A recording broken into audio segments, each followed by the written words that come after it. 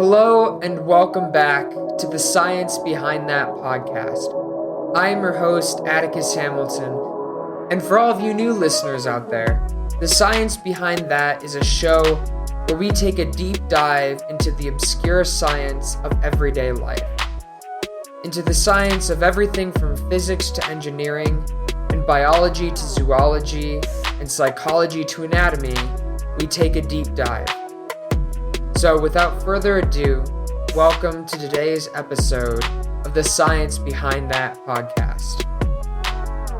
Hello everybody and welcome back to the Science Behind That podcast. I am your host Atticus Hamilton, and on today's episode of the Science Behind That, we are going to be talking about a phenomenon that I like to call social dissonance.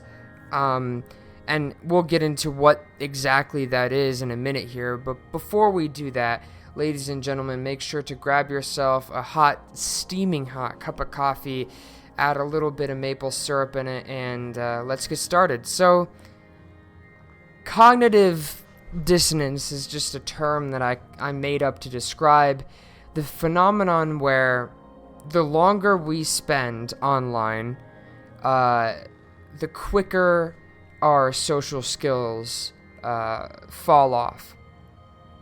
And in fact, there have been numerous studies about this, and I feel like a lot of my episodes have been kind of disconnected from the reality of what's going on around us. So that's why we're talking about this topic today, because it has been increasingly apparent in today's current world. A lot of people have lost their jobs, or if they haven't lost their jobs, they're working from home. A lot of students now are no longer having classes in person. They're all working online, and even before the SARS-CoV-2 pandemic that we have going on right now, even before then, we had issues with this. You know, you go out to dinner and see a bunch of people sat around a dinner table just on their phones, not saying anything. But because everything is online now, this issue of losing social skills has become more and more apparent. And a lot of researchers are saying that one of the main reasons for this, one of the main reasons why our social skills decline when we're, spending a lot of time online is because we lose the ability to recognize subtle body language cues. So, around 90% of all language, of all messages that we give off to one another are in the form of body language. Body language is extremely, extremely important, and, by paying attention to what somebody is saying to you with their body, we can learn how they feel about you. We can learn if a couple on a date, if one or the other person is liking the person that they're with, or if they're not liking the person that they're with. Through body language, we can tell if somebody is really confident or if somebody is really uncomfortable or shy. We can tell if people are nervous. And when you're participating in, for example, Zoom classes, where a large majority of people don't have their cameras on, so you can't see their face, right? And an even larger majority of people can't or don't say anything. They don't speak. And a lot of them don't even type in the chats, right? And so what ends up happening is the ability then that we have to recognize unconsciously these body language cues and learn about what somebody thinks of us, it drops off severely. we lose that ability. And that's something that I think is interesting. Before the SARS-CoV-2 pandemic, we had issues with this. People, especially my generation, spend a lot of time on their cell phones, even when they're with friends, right? And even then, the ability of us to recognize social cues and body language dropped off, most notably eyes. In a recent study, it was demonstrated that the more time we spend online, the harder it is to communicate comfortably in a face-to-face social situation. And one of the main things that was hampered was the ability to know where to look on somebody, right? When they're talking to you, where do you look? And I think that is really sad, and it's really important too. You know, when you're having a conversation with somebody, it is really important to know where to put your eyes. Do you look into their eyes while they're talking? You know, what do you look at?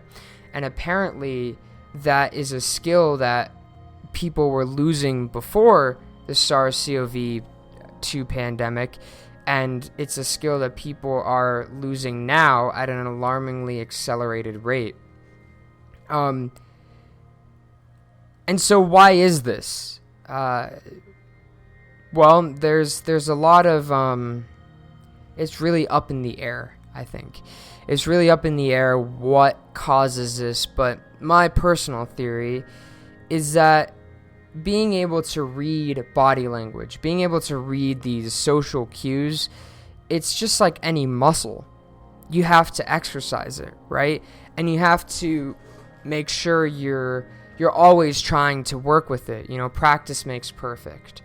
And in this situation, I think that is really apparent, because if all of your interactions now with people your own age are seeing them on your computer screen or on your cell phone screen or just seeing their name, then what happens? Well, you don't need to be cautious about what you say necessarily, because you can just keep your mic muted until somebody asks you a question. You don't need to pay attention to the other people talking for body language cues, because you can't even tell that in the first place in a Zoom call.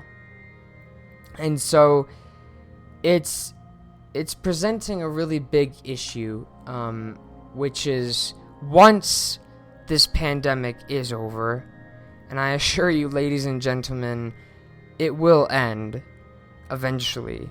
They always do.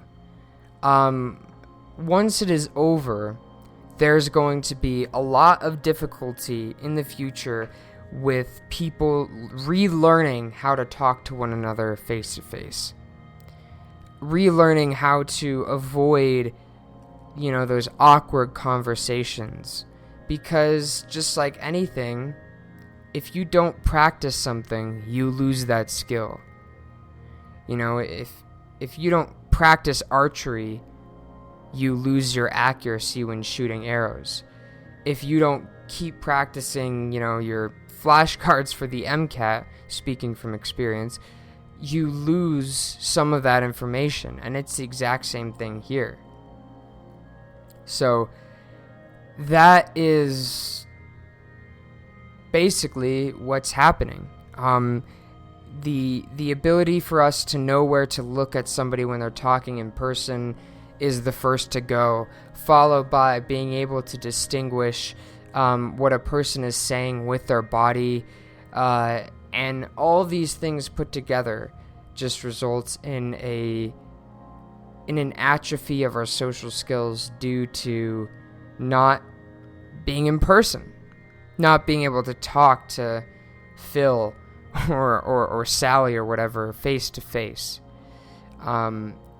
Because, ladies and gentlemen, don't forget, humans are extremely social organisms.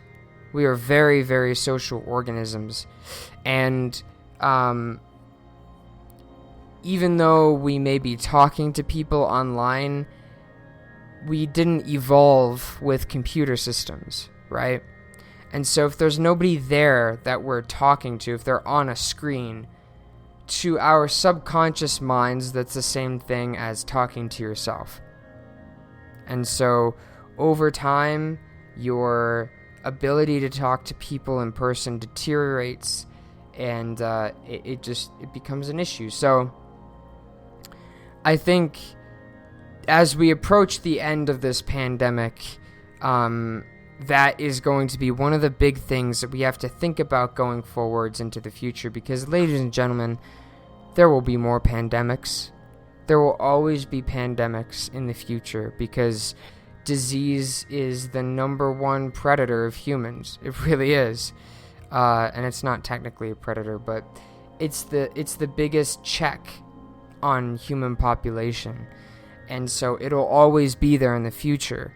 But the one thing that we can do, I think, to manage it is figure out ways to, one, develop better vaccines, figure out ways to not lose our social skills, because that's really important, and figure out ways to help with things like depression and anxiety and loneliness, etc., during these global pandemics. So I know this was a shorter episode, but that's all I have for you guys today. So thank you very, very much for listening, ladies and gentlemen. I hope you enjoyed today's episode. And you know what? It's almost the weekend. My challenge for all of you out there is to try and come up with one way over the weekend that you can be more social with your friends, the people that you love, and to practice those in-person social skills, without getting people sick. Ladies and gentlemen, thank you very much for listening. I hope you enjoyed this. Have a beautiful Friday morning, and I will see you in the next one. Remember, as always, stand up and question everything.